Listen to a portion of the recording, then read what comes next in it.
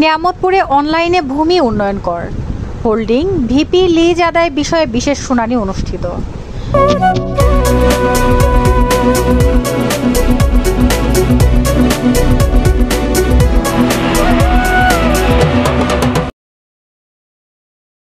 আসসালামু আলাইকুম, এডিপি বাংলা সংবাদের সবাইকে স্বাগত জানাচ্ছি। আমি ঐশী ইসরাত কাজল।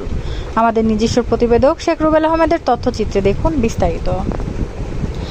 নওগাঁর নিয়ামতপুরে অনলাইনে ভূমি উন্নয়ন কর প্রদান, হোল্ডিং খোলা, ভিপি লিজ মানি আদায় ও ভূমি বিষয়ক জটিলতা নিরসনে ইউনিয়ন ও মৌজা ভিত্তিক বিশেষ শুনানি কার্যক্রম করে আসছে জেলা প্রশাসন।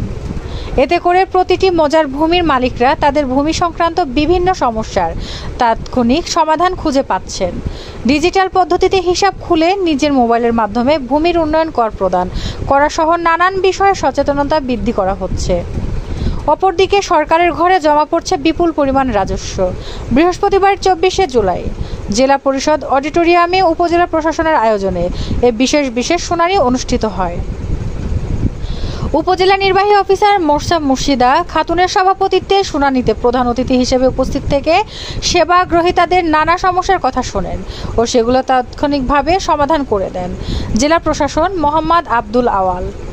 বিশেষ অতিথি হিসেবে বক্তব্য রাখেন অতিরিক্ত জেলা প্রশাসক রাজস্ব সোহেল রানা, নিয়ামতপুর উপজেলা সহকারী কমিশনার ভূমি রেজাউল ইসলাম, অফিসার ইনচার্জ হাবিবুর রহমান, প্রাণী সম্পদ কর্মকর্তা আব্দুল লতিফ, কৃষি কর্মকর্তা রফিকুল ইসলাম প্রমুখ। অন্যান্যর মধ্যে শুনানিতে বিভিন্ন ইউনিয়নের ভূমির মালিক, রাজনৈতিক ব্যক্তি, সাংবাদিক, গণ্যমান্য ব্যক্তিবর্গ উপস্থিত ছিলেন সেখানে। এ সময় জেলা প্রশাসক বলেন, ভূমি সেবা সম্পর্কে সচেতনতা বৃদ্ধি ও সেবা সহজীকরণের লক্ষ্যে নিয়মিত বিভিন্ন কার্যক্রম গ্রহণ করা হয়েছে। ভূমি সেবার বিভিন্ন নতুন পদ্ধতি, বিশেষ করে অনলাইনে ভূমি উন্নয়ন কর প্রদান, হোল্ডিং খোলা, ভিপি জমির লিজ মানি আদায় এবং ভূমি বিষয়ক জটিল সমস্যা সম্পর্কে জমির মালিকদের জানার কোনো বিকল্প নেই। জমি সংক্রান্ত নানা জটিল সমস্যার সমাধান জানতে এবং অন্যদের জানাতে জেলার প্রতিটি মৌজার ভূমির মালিকদের সচেতন করতে আগামীতেও এই ধরনের কার্যক্রম চলমান থাকবে বলে জানান জেলা প্রশাসক।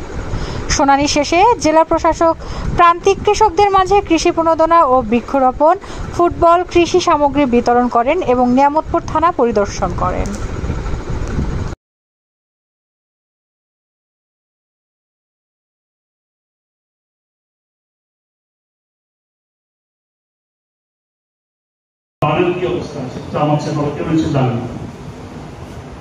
প্রত্যেকটা সমস্যা তো আমার কাছে সবার আগে আসে, তারপরে আমি ডেসিনেট করি। মূল যে বিষয় সেটি হচ্ছে আমাদের ভূমি নিয়ে আমি বেশ কিছু এখানে আজ পর্যন্ত প্রিপারেশন নিয়ে আসছি, যাতে আমাদেরকে কিভাবে কনভিন্স করা যায়। আমাদের ভূমি নিয়ে প্রচুর বিরোধ আছে, প্রচুর আইন কানুনের জটিলতা আছে। এই কারণে আমরা বলি, আমাদের বলি যে আমাদের একটা কমন প্রবাদ আছে যে শান্ত সমুদ্র কখনো দক্ষিণ আবেগ তৈরি করতে পারে না। যত বেশি ক্রাইসিস মুভমেন্ট তৈরি মানুষ তত বেশি ভালো চাল আসে। যেমন আমরা আপনাদের দেখেন প্রাইভেট কার দিয়ে দেওয়া যায়, প্রত্যেকে চালাতে পারবে, কিন্তু প্রাইভেট কারে পার্কিং করতে হলে অনেকেই পারবে না। পার্কিং করতে পারবেন না, চিকন রাস্তাতে যেতে পারবেন না, সাইড দিতে পারবেন না, ব্যাগ দিয়ে দিতে পারবেন না, এগুলো সমস্যা আছে। ঠিক সেরকম একটা বিষয়।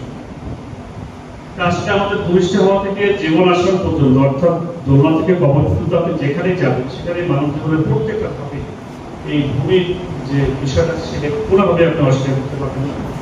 আমাদের সংবিধানের বাসস্থানে সেটা ভূমিকে একটা মৌলিক অধিকারের স্বীকৃতি দেওয়া আছে, সবার জন্য ওপেন করা আছে স্যার। যে কেউ যে কোনো সময় আমার রুমে স্যার প্রবেশ করতে পারে, এরপর স্যার আমি নিশ্চিত করেছি সকল সমস্যা স্যার সমাধান করতে পারি না, কিন্তু স্যার আমি তাদের কথাগুলো শোনার চেষ্টা করি স্যার। সেটা হতে পারে যে কোনো ডিপার্টমেন্ট বিষয় স্যার, হতে পারে ভূমি বিষয়ক স্যার, হতে পারে প্রাণী সম্পদ বিষয়ক স্যার, হতে পারে স্যার কৃষি বিষয়ক, যে কোনো ধরনের প্রবলেম নিয়ে আসলেই স্যার হয়তো আমি শতভাগ সমাধান করতে পারি না, কিন্তু স্যার আমি শোনার চেষ্টা করি। সরবরাহ থাকে, সেবা পায় এবং জনগণ সক্ষমতা আরো বৃদ্ধি পায়। এটাই আমার একটু বিশেষভাবে বলার জন্যই বলা। নিয়ামতপুরে এবার স্যার আমনের প্রায় 30,505 হেক্টর জমিতে আমন চাষ হয়েছে। এখানে 23,000 হেক্টর জমিতে বোরো আবাদ হয়, 3500 হেক্টর জমিতে এখানে গমের আবাদ হয়, 4,000 হেক্টর জমিতে প্রায় এখানে সরিষার আবাদ হয়, এবং 3200 থেকে 300 হেক্টর জমিতে আলুর আবাদ হয়। নিয়ামতপুর পরিপূর্ণ কৃষিতে ভরপুর স্যার।